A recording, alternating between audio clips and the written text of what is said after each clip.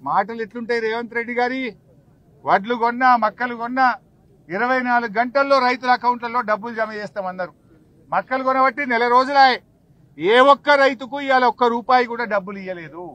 నువ్వు డబ్బులు ఇస్తలేవు కనుకనే దళారులకు 500-600 తక్కువకు ఇవాళ మక్కలు అమ్ముకునే పరిస్థితి వచ్చింది. అంటే నీ మాటలు ఎక్కువ, చేతలు తక్కువ. మక్కలు కొనవైతివి, పత్తి కొనరైతివి, మరి వడ్లు చూస్తే అవి కూడా సరిగా కొనే పరిస్థితి లేదు. 85 లక్షల మెట్రిక్ టన్నుల వడ్లు కొంటామన్నారు. ఇప్పటిదాకా ఈ రాష్ట్రంలో కొన్నది అంతా 10 లక్షలు కూడా కాలేదు. ఇలా బోనస్ బోగస్ అయిపోయింది. పోయిన యాసంగి బోనస్ ఎప్పుడు ఇస్తారు రేవంత్ రెడ్డి గారు అని నేను అడుగుతా ఉన్నా. పోయిన యాసంగిలో రైతులకు రావాల్సిన 1100 కోట్ల రూపాయల బోనస్ ను వెంటనే విడుదల చేయాలని బీఆర్ఎస్ పార్టీ పక్షాన్ని డిమాండ్ చేస్తా ఉన్నాం. రైతులకు ఈ సంవత్సరంగా ఉన్న వడ్లకు కూడా 1400 కోట్ల రూపాయలు బకాయి పడ్డారు. కొన్నది పిసరంతనే, ఆ కొన్నదానికి కూడా పేమెంట్ అయితలేదు. అంటే మీ ఉద్దేశం ఏంది? మక్క రైతులకు డబ్బులు ఇయ్యరు, వడ్ల రైతులకు డబ్బులు ఇయ్యరు, పత్తి కొనరు. అంటే రైతులందరూ ఆగం కావాలనా? పంటలు కొనకుండా ఉండడమే మీ సూత్రమా అని అడుగుతా ఉన్నా. పంటలు కొనాలంటే వెంటనే డబ్బులు ఇవ్వాలి కదా, ఎందుకు ఇవ్వడం లేదు అని నేను అడుగుతా ఉన్నా. ఇవాళ కాటన్ 27 లక్షల క్వింటాల పత్తి కొంటామని చెప్పారు. ఇప్పటిదాకా కొన్నదెంత? 1,00,000 క్వింటాలు కూడా కొనలే. అంటే మీ ఉద్దేశం ఏంది? మీరు కొనకుంటే తక్కువ ధరకు దళారులకు అమ్ముకోవాలి, దళారులు బాగుపడాలి, రైతులు మునగాలనా మీ ప్రయత్నం? వ్యవసాయ మంత్రి గారు ఢిల్లీకి ఉత్తరం రాస్తాడు, చేతులు దులుపుకుంటాడు. పోండి, మీ 8 మంది ఎంపీలు తీసుకొని ఢిల్లీ పోండి, ముఖ్యమంత్రి గారు ఢిల్లీ పోండి. రైతుల కంటే ముఖ్యమైనది ఏంటిది మీకు అని నేను అడుగుతా ఉన్నా. యూరియా దొరకలేదంటే ఉత్తరం రాసినాం ఢిల్లీకి అంటారు. పత్తి రైతులు పత్తి కొంటలేరు అంటే ఢిల్లీకి ఉత్తరం రాసినామంటారు. ఉత్తరం రాయడానికేనా మీరున్నది? రైతుల్ని ఆదుకోవడానికా, ఉత్తరాలు రాసి చేతులు దులుపుకోవడానికా అని మేము అడుగుతా ఉన్నాం ఈరోజు. ఇప్పటికైనా కేంద్ర ప్రభుత్వం ముందుకు రావాలి. ఈ రాష్ట్రం నుంచి ఉన్న 2 కేంద్ర మంత్రులు, 8 మంది ఎంపీలు, మరి ఇద్దరు కలిసి మరి దయచేసి ఈ పత్తి రైతుల సమస్యలు పరిష్కరించండి.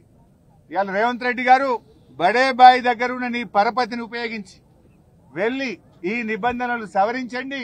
వెంటనే తేమ శాతాన్ని సడలించి కపాస్ నిబంధనలు ఎత్తివేసి 7 క్వింటాల నిబంధన ఎత్తివేసి వెంటనే పత్తి కొనుగోలు చేసే విధంగా ఆదేశాలు ఇవ్వాలని చెప్పి కూడా మేము కోరుతా ఉన్నాం. ఇవాళ తెలంగాణ రైజింగ్ అంటాడు రేవంత్ రెడ్డి గారు. ఏం రైజింగ్ అయింది నాయన? రైతుల ఆత్మహత్యల్లో రైజింగ్ అయింది, రైతులను కష్టాలు పెట్టడంలో రైజింగ్ అయింది. ఇవాళ మొత్తం పంటలన్నీ కూడా ఇవాళ చాలా నీళ్ల పాలైపోయినాయి. దాదాపు మేధా తుఫాన్ వచ్చి 2 లక్షల ఎకరాల్లో పంటలు దెబ్బతిన్నాయి. రేవంత్ రెడ్డి పర్యటించిండు వరంగల్ జిల్లాలో. ఏం చెప్పిండు? ఎకరానికి 10,000 ఇస్తా అన్నాడు. ఒక్క రూపాయన్ని ఇచ్చినాం ఇప్పటికీ? రాష్ట్ర వ్యాప్తంగా మేధా తుఫాన్లో గాని ఇతర తుఫాన్లలో గాని అకాల వర్షాల్లో దెబ్బతిన్న పంటలకు ఒక్క రూపాయి కూడా రేవంత్ రెడ్డి ప్రభుత్వం విడుదల చేయలేదు. ఆనాడు ఎన్నికల మేనిఫెస్టోలో వరంగల్ డిక్లరేషన్ లో ఏం చెప్పారు? మేము పంటల బీమా తెస్తామన్నారు. 2 ఏళ్లైంది, ఏమైంది నీ పంటల బీమా? పంటల బీమా వచ్చింటే ఇవాళ అకాల వర్షాల్లో నష్టపోయిన రైతులకు పంట పండిన దాంతో సమానంగా ఇన్సూరెన్స్ డబ్బులు వచ్చేది కదా. పంటల బీమా అని మోసం చేస్తేవి, ఇస్తానన్న 10,000 కూడా ఇయ్యకపోతివి, బోనస్ ఎగ్గొడితివి, రైతు బంధు 2 పంటలకు ఎగ్గొడితివి, రుణమాఫీ సగం మంది రైతులకు కూడా చేయకపోతివి. అంతా ఆగమాగం, సగం సగమే. ఏది పురాగా కొనేలింది లేదు. మాటలు ఘనం, చేతలు శూన్యం. సో ఇప్పటికైనా కేంద్ర రాష్ట్ర ప్రభుత్వాలు మేల్కొనాలి, పత్తి రైతులను ఆదుకోవాలి, మక్కలు పూర్తి స్థాయిలో కొనుగోలు చేయాలి, మక్క రైతులకు వెంటనే నిధులు విడుదల చేయాలని చెప్పి కూడా కోరుతా ఉన్నాం. అదేవిధంగా ఇలా అన్ని సమస్యలే, కరెంటు నుంచి కాంటా దాకా అన్ని సమస్యలే. కరెంటు లో వోల్టేజ్ వల్ల మోటార్లు గాలిపోతా ఉన్నాయి. కాంటాకు వస్తే ప్రభుత్వ కొనుగోలు కేంద్రాలు తెరవక, తెరిచినా కొనక దళారుల పాలైతా ఉంది ధాన్యం. రైతులు నష్టపోతున్నటువంటి పరిస్థితి ఉంది.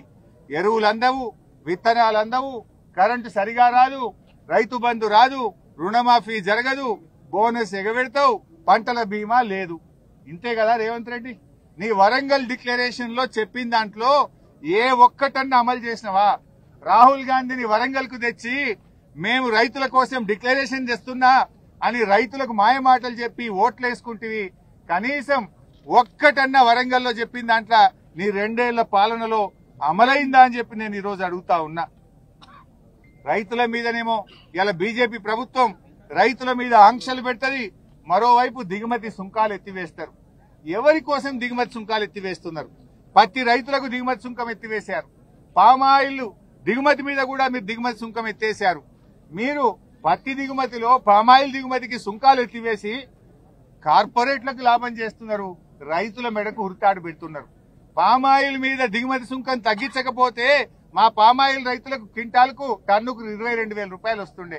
పత్తి మీద 11% దిగుమతి సుంకం మీరు తగ్గించకపోతే ఓపెన్ మార్కెట్ లో 8,000 9,000 పత్తి అమ్ముతుండే. మీరు ఇలా కార్పొరేట్లకు బడా కంపెనీలకు లాభం చేస్తూ రైతుల్ని ఆగం చేస్తున్నది బీజేపీ ప్రభుత్వం. రైతు సోదరులు కూడా ఆలోచించాలి. గోధుమలకు మద్దతు ధర పెంచారు, వడ్లకు మాత్రం ధర పెంచలేరు. మొదలు బీజేపీ రాకముందు వడ్లకు అదేవిధంగా గోధుమలకు 1400 సమానమైన మద్దతు ధర ఉండే. కానీ బీజేపీ వచ్చినాక గోధుమలకు 300 ఎక్కువైంది, వడ్లకు మాత్రం 300 తక్కువైంది. అంటే మరి బీజేపీ ఉత్తర భారతదేశంలో వండే గోధుమలకు ఒక నీతి ఉంటది, మా తెలంగాణలో మా దక్షిణ భారతదేశంలో వండే వడ్లకు ఒక నీతి ఉంటుందా? ఇదెక్కడి న్యాయం అని కూడా నేను అడుగుతా ఉన్నా. దయచేసి రైతు సోదరులు గమనించాలి. ఇలా రైతుల కోసం ఒకే ఒక్క నాయకుడు కేసీఆర్, ఒకే ఒక్క పార్టీ బీఆర్ఎస్ పార్టీ. దేశంలో రైతు బంధు తెచ్చింది బీఆర్ఎస్, మన నాయకుడు కేసీఆర్. మొట్టమొదటిసారిగా రైతు బీమా తెచ్చింది ఇలా కేసీఆర్ గారి ప్రభుత్వం. రైతుల కోసం ఇలా చెరువులు బాగా చేసింది, ప్రాజెక్టులు కట్టింది, పంటల ఉత్పత్తి పెంచింది బీఆర్ఎస్. కానీ కాంగ్రెస్ వచ్చింది, మళ్లీ రైతు కష్టాలు మోపైనాయి. రైతులందరూ కూడా ఆలోచించాలి. మీకోసం ఈ పోరాటాన్ని ఇంకా ఉధృతం చేస్తాం. రేవంత్ రెడ్డి నువ్వు మేల్కొనకపోతే ఈ తెల్ల బంగారాన్ని తీసుకొచ్చి నీ జూబ్లీ హిల్స్ ప్యాలెస్ ముంగట పోస్తాం. రైతులతో నీ జూబ్లీ హిల్స్ ప్యాలెస్ ను ముట్టడిస్తామని చెప్పి నేను హెచ్చరిస్తా ఉన్నా. ఇప్పటికైనా మేల్కో. ఢిల్లీ పోయి ప్రధానమంత్రిని కలుస్తావా? బడేబాయిని ఒప్పించి ఈ నిబంధనలు సవరించు, పత్తి కొనే విధంగా చేయాలని చెప్పి మేము డిమాండ్ చేస్తున్నాం. ఇంకా మీరు మేల్కొనకపోతే రైతుల పక్షాన బీఆర్ఎస్ పార్టీ ఉద్యమాన్ని ఉధృతం చేస్తుందని చెప్పి కూడా ఈ సందర్భంగా రేవంత్ రెడ్డి ప్రభుత్వాన్ని హెచ్చరిస్తా ఉన్నాం. మా వరంగల్లో వరదలు వచ్చినప్పుడు దాదాపు 20,000 ఇండ్లు మునిగిపోయినాయి. అది కూడా మీరు గేట్లు ఓపెన్ చేయకపోవడం వల్ల, సకాలంలో గేట్లు ఎత్తితే వరంగల్ నగరం మునిగేది కాదు. ఈ వరంగల్లో మునిగిపోయిన ఇండ్లకు 15,000 ఇస్తామని చెప్పారు. ముఖ్యమంత్రి వచ్చిండు పోయిండు, 2 నెలలు అయితా ఉంది, ఇప్పటిదాకా డబ్బులు ఇవ్వలేదు. వెంటనే వరంగల్లో వరదలో మునిగినటువంటి ఇండ్లకు 15,000 రూపాయలు విడుదల చేయాలని చెప్పి కూడా ఈ రోజు బీఆర్ఎస్ పార్టీ పక్షాన్ని డిమాండ్ చేస్తున్నాం. ఇక్కడ విలేకరులకు ఇచ్చిన ఇండ్లను, కేసీఆర్ గారు ఇచ్చిన ఇండ్లను కూడా లాక్కుంటున్నారని తెలిసింది.